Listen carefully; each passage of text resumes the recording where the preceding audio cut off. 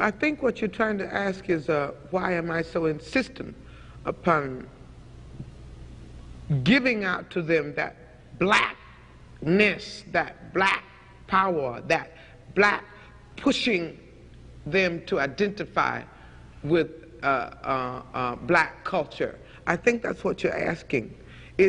I have no choice over it. In the first place, to me, we are the most beautiful creatures in the whole world, black people. I mean, and I mean that in every sense, outside and inside. And to me, we have a culture that is surpassed by no other civilization, but we don't know anything about it.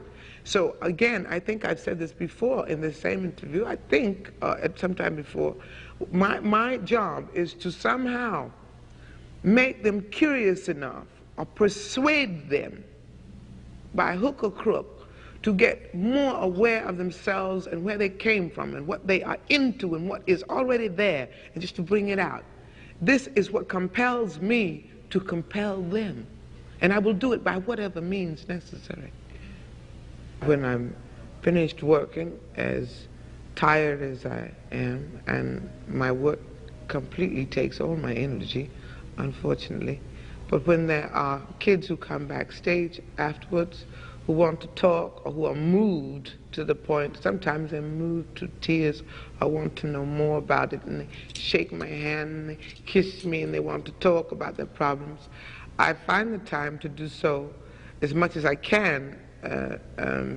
I discourage breakfasts and speeches because I don't make speeches, but I will go out of my way, in spite of the fact that I'm too tired to do it, to talk to them at least for 5 minutes or so, to sock to them the same message that I just finished doing on stage, and perhaps to hear some of their grievances, or just to make them feel that they're not alone.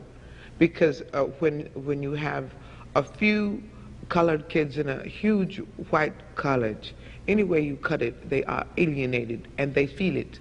So when I come, I feel a responsibility. They're so glad to see me because I represent something to them, and I can't give them enough, you know. They need me. They need me. And when I'm needed, I have to give.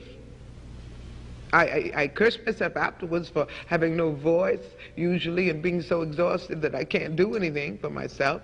But when they need me for, and the most important thing is, they are our future.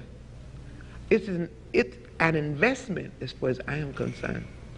When I invest time in young people from colleges, I know that I'm going to get that bread back. You know, bread cast upon the water comes back.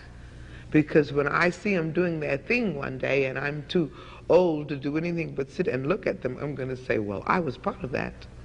I never intend for my children to look at me and be ashamed and say, Mama, why didn't you do something? I will have done mine. And so every time I talk to them, it's an investment to me.